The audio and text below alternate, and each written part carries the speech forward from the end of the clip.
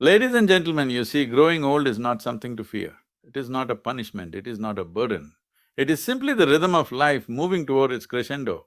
The Bible does not speak of age as loss, no. It speaks of it as gain. You may lose the spring in your step, but you gain the stillness in your soul. This stillness, it is sacred. It is the soil in which truth can take root. Truth one. A grey hair is a crown of splendor. It is attained in the way of righteousness. Proverbs 16:31, look around. The world chases youth like a mirage in the desert. But the scripture says, age is a crown, not a cosmetic flaw to hide, but a crown to wear. You do not grow old, you are being crowned. True, too. Even to your old age and grey hairs, I am He. I am He who will sustain you. Isaiah 46:4, body may tremble, but the soul is held steady, not by will, not by medicine, but by the one who sustains. You are never abandoned in the slow quieting of time, you are carried. True three, though outwardly we are wasting away, yet inwardly we are being renewed day by day. 2 Corinthians 4:16, there is a paradox here. As the body fades, the spirit rises. You are aware, truly aware, you will see, age is not collapse, it is clarity. What was loud becomes silent. What was vague becomes vivid. Truth 4, or the righteous will flourish like a palm tree. They will still bear fruit in old age. Psalm 92:12-14, do not believe the lie that usefulness ends when the hair turns silver. No. Even in your final years, you are fertile. Your words have weight. Your silence has substance. Truth 5, teach us to number our days that we may gain a heart of wisdom. Psalm 90:12, to know that your time is limited. This is not a curse, it is a teacher. When you know you will not live forever here, suddenly every sunrise becomes a sermon. Truth 6, they shall still bring forth fruit in old age. They shall be fat and flourishing. Psalm 92:14, the world may call you retired, but heaven still calls you active. You are not done, you are ripening. Truth 7, how precious in the sight of the Lord is the death of his saints. Psalm 116:15, yes, even death, the final act of aging, is not an exit. It is a return, a homecoming, a precious moment to the one who gave you breath. So when you look in the mirror and see the lines, the sags, the silver, smile, you are not fading, you are being refined. You are being refined. The soul is becoming visible through the skin. Growing old is not a curse, it is the deepest prayer your body ever utters. It says, I am ready to go home. Aging is not decline, it is unfolding. Like the way a lotus does not wither when it opens, but reveals its innermost layers petal by petal, each softer than the last, more fragrant than the one before. What is age if not the peeling away of what was never essential to begin with? And perhaps in youth we chase the sharpness of speed, the noise of becoming, the pride of having something to prove. But in age, all that rush softens into rhythm, and the rhythm begins to echo something eternal, something that does not rise or fall, but simply abides. You see, aging is not the crumbling of a tower, but the deepening of a well, not a fading light, but a sun lowering itself gently so that the stars may speak. Because when the body bends and the hair turns silver and the voice slows like a river nearing the ocean, what is really happening is that the soul is beginning to speak louder than the flesh ever could. And in that space where joints ache and memory drifts, you may find a strange kind of clarity, not the clarity of detail, but of meaning, not the sharpness of mind, but the stillness of being. And the world may call it loss. This aging, but that is only because it cannot see the roots growing deeper. While the leaves fall, it cannot see how silence begins to carry more truth than speech, and how presence begins to matter more than performance. And so the older you get, the less you need to chase and the more you begin to dwell, to watch, to understand, not because you're done, but because you're finally beginning to taste the vastness of what always was. For aging is not a slow disappearance, but a slow arrival. It is not erosion, but revelation. And just as the mountain is most beautiful not in its birth, but in its weathered majesty, so too the human soul, scarred, lined, softened by time, holds a grace that no youth can imitate. And this grace is not taught, it is lived, and by the seasons that shaped it, the sorrows that carved it, and the quiet joys that held it together. And if you look closely, you will see that time is not taking anything away from you, but rather stripping away what was never truly you. The ego, the fear, the hurry, the noise, until what remains is not less but more of who you actually are. More of the eternal that was buried beneath the temporary. And this is why the wise do not mourn their aging, they do not resist it. They sit with it like an old friend who has come not to rob them, but to return them. Because there is a kind of beauty that only exists in things that have lasted. a kind of light that only shines through the cracks, a kind of wisdom that only speaks when the loudness of youth finally falls silent, and it is here in silence where you may finally meet yourself not as the person you tried to become, but as the soul you always were, hidden in plain sight beneath the years. So aging in truth is not falling apart but falling inwards, not breaking down but breaking open. Like the seed that must crack to let the tree emerge, and perhaps the pain, the slowness, the letting go, all of it is not evidence of decay but signs of birth. Signs that something far beyond this skin and name and story is waking up.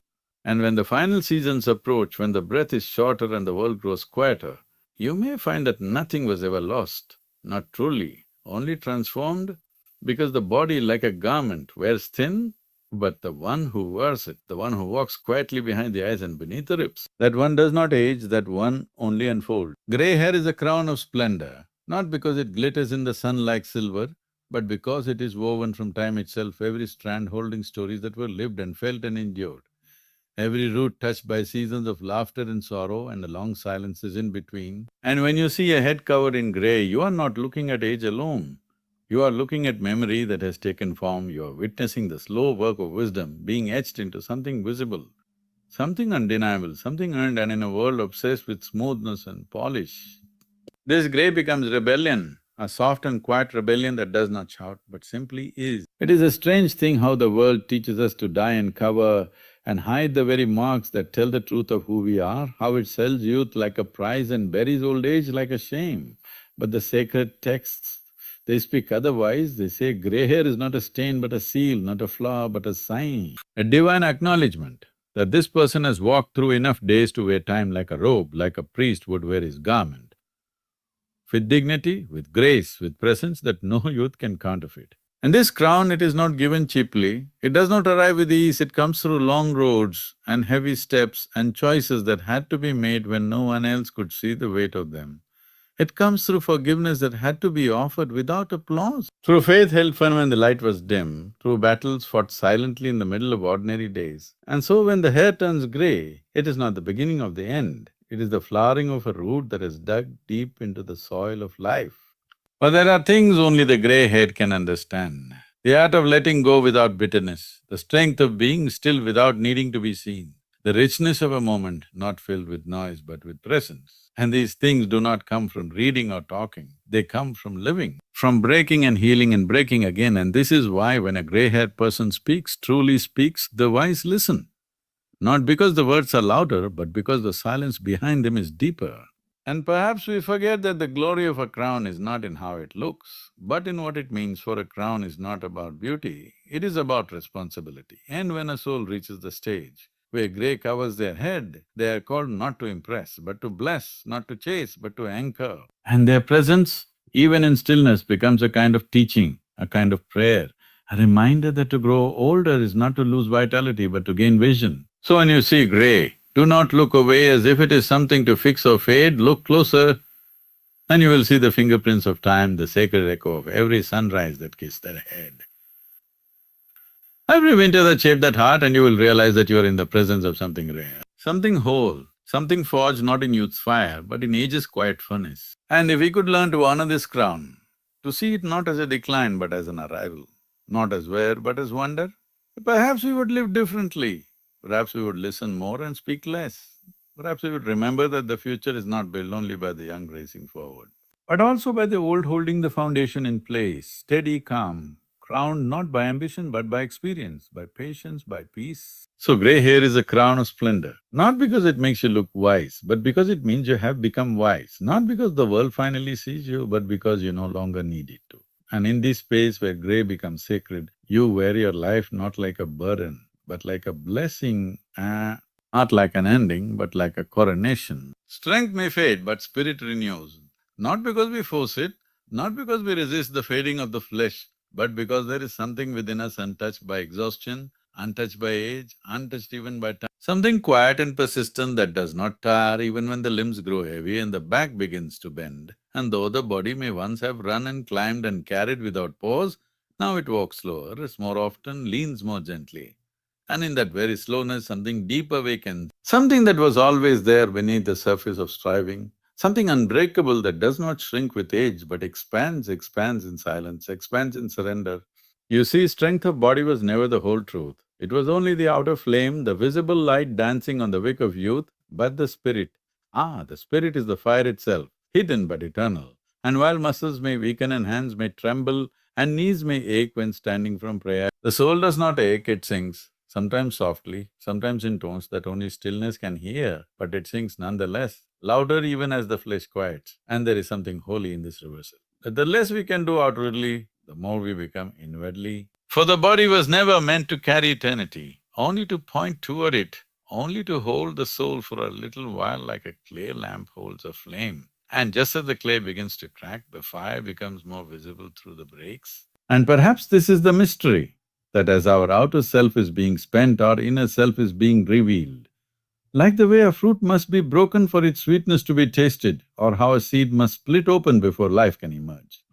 And there comes a time, not marked by calendars, but by quiet, when we realize that all our doing was never the point, that what we are is not the sum of our effort, but depth of our awareness, that the soul does not measure life by strength gained, but by truth lived, and in this knowing, even the weakness of the body becomes a teacher, a gentle guide that leads us not backward into regret, but inward into renewal, where we find that peace is not earned by effort, but uncovered by surrender.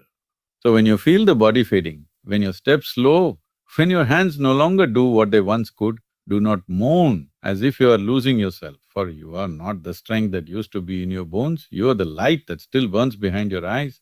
And that light, the scripture says, is renewed day by day, not in gyms or mirrors, but in silence, in prayer, in still presence with the one who renews all things without noise or effort. And even as others measure worth by energy or productivity or outward glow, there is a deeper rhythm available to you, one that does not depend on performance or youth, one that sings in the stillness of a quiet morning or in the gratitude whispered when breath comes hard. And this rhythm does not fade.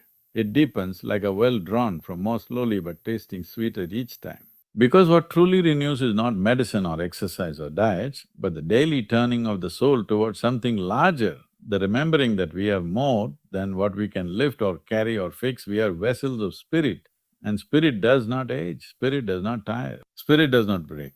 It only waits to be remembered, waits to rise like warmth from the ashes of the body's decline. So strength may fade, yes, it must, but spirit renews, and in that renewal is a kind of grace the young cannot yet know, a strength deeper than muscles, a power gentler than force, a flame that outlasts the weak, and when you learn to live from that place, then even in weakness you are strong. Even in stillness you are radiant, even in your final days you are being made new. Purpose does not expire with age, because purpose is not tied to pace or position or productivity. It is not something you retire from like a job or a title or a schedule. It is something breathed into you before you were formed. Something stitched into your being by the hands that shape stars and soil, and while the world may place expiry dates on usefulness and wrap value in the shiny paper of youth, the deeper truth is that purpose lives beyond what the eye can measure or the calendar can count. It continues like a river beneath the surface, flowing whether the world notices or not. You see, age does not disqualify purpose, it refines it. Like how fire refines gold or pressure forms the diamond, for what once was purpose defined by ambition or energy or external striving slowly becomes purpose born of presence of wisdom, a wisdom of simply being what only you can be in the exact season you are in. Because sometimes your smile in the hallway carries more light than 1,000 speeches, and sometimes your quiet prayer in the middle of the night anchors a storm no one else knows is raging. And there are roles the young cannot fill, not because they are not gifted, but because they have not walked far enough yet to speak from the soil of experience. They have not yet wept long enough to comfort the grieving with a look instead of a lick. They have not yet been broken open by time enough to offer silence as medicine and stillness as strength. And so your age, rather than reducing your purpose, has in truth ripened it, thickened it, distilled it into something weighty and needed and… For purpose is not always action. Sometimes it is presence, sometimes it is simply staying when others flee, listening when others speak, blessing when others compete. And these things may not be seen or celebrated or rewarded, but in the realm of the eternal they are the great works. The sacred tasks, the legacy that echoes long after breath has passed. And so even when your hands no longer build and your voice no longer shouts, your spirit is still shaping the space around you, like incense unseen but still fragrant. And perhaps you have noticed that the older you get, the more people begin to look to you not for what you can do, but for what you can do, but for what you carry, the steady gaze, the gentle correction that comes not from ego, but from understanding. And in these offerings is a kind of purpose more potent than any achievement, because now your life is not about climbing ladders, it is about holding gates open, not about reaching heights, but about guiding others safely home. So do not believe the lie that you are finished, that you've done your part and the rest belongs to someone younger. For the breath in your lungs is still an assignment, the beating of your heart still a mission, and it may look different than before. Quieter, slower, less noticed, but it is no less sacred because to grow older and still choose kindness, still choose patience, still choose love, is to fulfill a purpose that this world forgets to praise, but heaven never overlooks. And yes, your body may ache and your mind may wander, and the world may move too fast for your feet, but your purpose is not bound by your strength or speed. It is held in your willingness to keep giving, keep loving, keep showing up with the grace you've been given, and this kind of purpose. The kind that keeps blooming even when the branches grow bare is the kind that changes lives, not with noise, but with depth, not with power, with… So purpose does not expire with age. It expands, it deepens, it evolves from fire to ember, from sprint to steady walk, from noise to knowing, and in this transformation it becomes more real than ever, more necessary than ever, more necessary than ever, more holy than ever, because now you are not just doing something, you are becoming something, a living reminder that even at the edge of life, meaning still flows, still matters, still breathes. Death is not the end, but a returning, not a vanishing into darkness, but a quiet folding back into the light from which you first emerged, like a wave that rose for a while, danced upon the surface, touched the shores of time, and then sank gently back into the vastness of the sea, not lost, not erased, but reunited with what always held it. And though to the eye it seems like a disappearance, in truth it is only a rejoining, like the child who wanders far only to find their way home, weary perhaps, but whole. And we fear death not because it is unnatural, but because we forget its nature. We see the body fall, the breath stop, the voice fall silent, and we think that all has ended, when in reality the soul that animated those bones, the spark that lit those eyes, the unseen essence that walked behind the name and the form, that soul does not end, it simply passes through, like breath slipping from lips into the wind, not gone, just no longer confined to one body, one place, one moment. Because we are not our skin, nor our stories, nor our possessions. We are not the house or the hand, or even the heartbeat. We are the light behind the eyes, the stillness between the thoughts, the eternal echo that remembers even when memory fades, and when death comes, it does not steal us. It unwraps us, peels away what was temporary so that what is timeless can rise and return and remember itself as part of something it never truly left. And the scriptures speak not of death with dread, but with reverence. They call it precious, they call it sleep, they speak of being gathered, of being called home, of crossing over not into oblivion but into promise. And this promise is not fantasy but recognition that the deepest part of you has always been connected, always been known, always been awaited, and death is merely the doorway through which you step back into the arms that held you before your first breath. So let the body return to dust, yes, for it came from dust, sacred dust breathed upon by spirit and formed for a time. A holy vessel, a temporary home for something too vast to be held by flesh forever. And when the time comes, when the hands grow tired and the breath grows slow and the sky outside the window turns soft and golden, there will be no fear if you remember this, that you are not ending, you are unfolding, not ceasing, but continuing in a form freer than you've ever known. And perhaps this is why the soul grows quieter in old age, why the eyes begin to look past the present and into some unseen distance, because somewhere deep within it remembers where it came from. It hears the echo calling it back, not in haste but in peace, not with terror but with tenderness. And so death becomes not an interruption but a reunion, not exile but arrival, not punishment but promise. And those who have lived with love, those who have wept honestly, forgiven fully, given without needing to be thanked, they do not fear death, not truly, for they have already touched eternity in moments of stillness, in acts of compassion, in the mystery of silence, and so when death comes, it finds them ready, not because they are done with life, but because they are ready for more life than this form could contain. So death is not the end, but a returning, a gentle return to the source, to the deep, to the home that does not age, does not ache, does not pass. And when we understand this, truly understand this, then even in our final moments, there will be no grasping, no regret. Only the soft exhale of a soul that knows it is going not into the unknown, but into the familiar, into the one it has always belonged to.